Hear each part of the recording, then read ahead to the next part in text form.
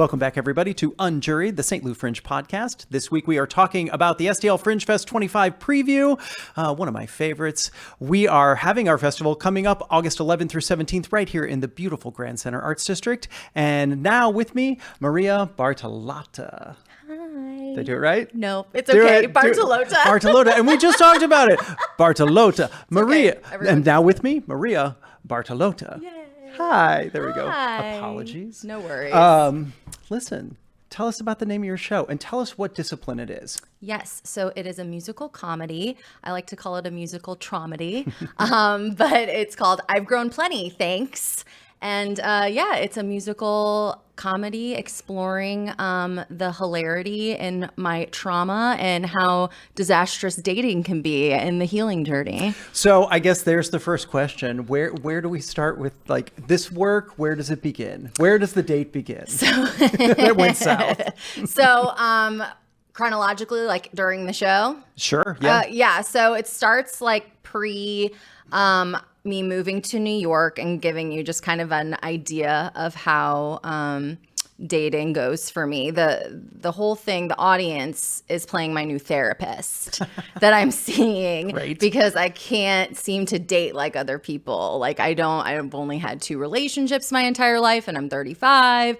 I don't like go on a bunch of dates like a bunch of people. So I'm like, what is wrong with me? And so the audience is my new therapist that we're trying to figure out why. So I give some exposition about what's going on before we dive into things. So as your therapist, what are they supposed to ask questions like how does that make you feel? Like what do they expect out of it? So really they're just listening to me giving the background as to why I'm there. And then there's like a little thing at the end where you kind of find out what role the therapist plays in all of it. But yeah, so it's pretty much me filling you in on everything. And in making this work, tell me about like creating, what's the creative process? How did you find it? How did you like, how did the time parse out who made it, who didn't make it? Yeah. So it kind of is in 2 chunks. So one is the fact that I've always had notoriously a bunch of crazy stories in my life, especially in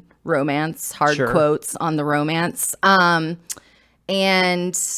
my friends have always known me for that. They've always been like, Maria has the craziest stories. And one day with one of the main protagonists in the show, I was sitting on the subway in New York and I was like, maybe I'm supposed to make something with all of these crazy stories. Maybe this is why these things keep happening to me. So I actually started writing a pilot in 2019.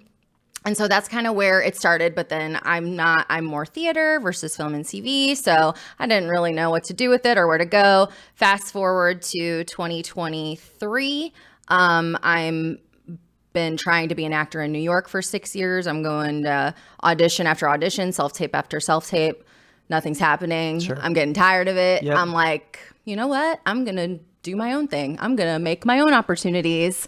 Because every artist that I admire, that's what they said they did. They're like, I was sick of waiting, so I made my own. Every time. Yep. And so a friend of mine had done his cabaret in New York and I saw it and I was so inspired and I was like, you know what? I should probably do something like that. And then I was like, oh, and then it just clicked and I was like, why don't I take all my stories that I was going to make like a pilot about and do it as a one-woman show, like theatrically, because my main inspiration is Fleabag, Phoebe Waller-Bridge, and hers started out as a one-woman show at Edinburgh Fringe. Okay. And so everything just kind of clicked into place for me after that. And it was just a matter of placing the stories, fitting the songs in, and then kind of just weaving it from there.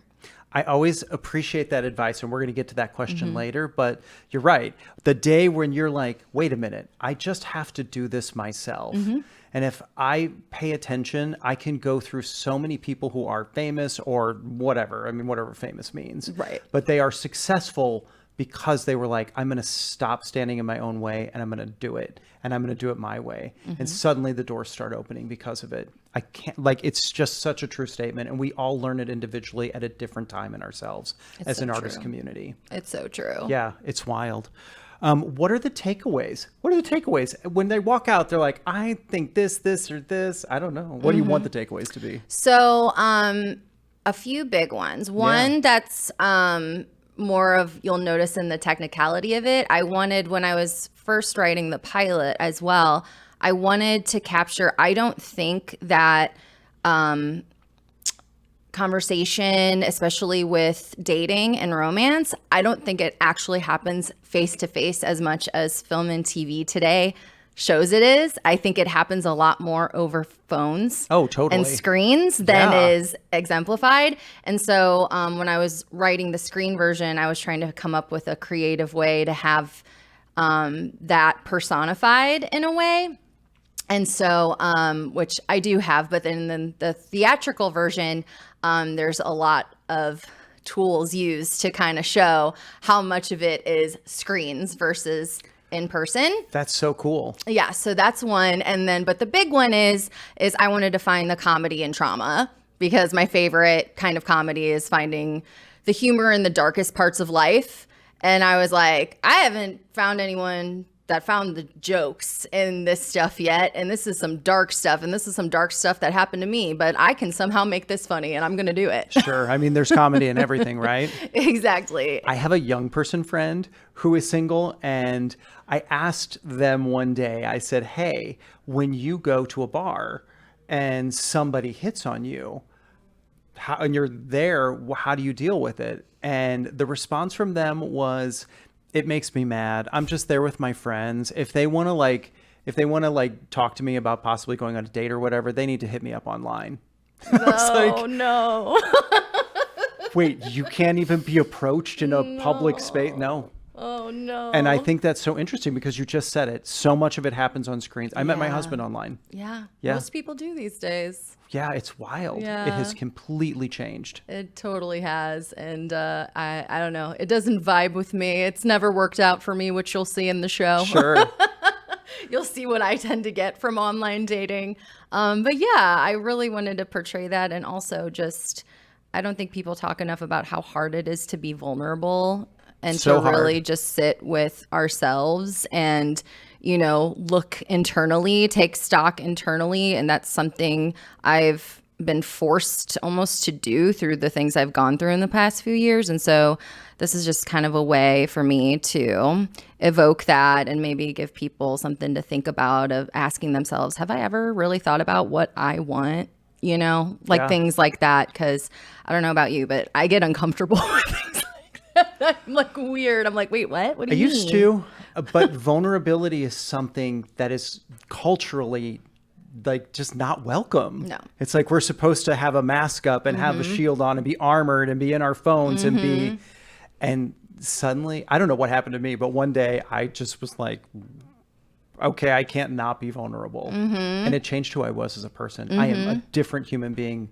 That when I finally decided to get off that rat race of like, no, you have to be, no, I don't. You can be whatever you want. But again, it's that walk of a journey that we all figure out. This is going to be such an interesting piece. Thanks. Yeah. Thanks. People seem to like it. So I'm excited. So it's been tested out before. Yes. So this is going to be my 4th iteration. Okay. I premiered it here in St. Louis at the end of 2023 and then the beginning of 2024, because the first one sold out. And then we did it again. Then I did it at the Hollywood Fringe Festival. And then I did it in New York City last fall. And so then this will be my next installment. But this will be the first one with an original song. And the great thing about this is exactly what the Fringes are for, right? We are places that can be experiment grounds where you've taken something, you've tried it, and you're building on to the next phase of it, and you take it somewhere else and you try it. And we're awfully glad you are trying it here. I'm very excited to be trying really it good. here, especially in my hometown, you know. Here's the last question that I ask everybody. You're an artist on the Fringe. You're an independent art maker. You figured that part out. What's the advice you give to somebody who wants to do the work like we do, but they're like, I don't know how to start. I can't. I don't like, no, I'm scared, all the things. What's your advice to them? Fear is your biggest enemy, but it can also be your biggest motivator. Sure.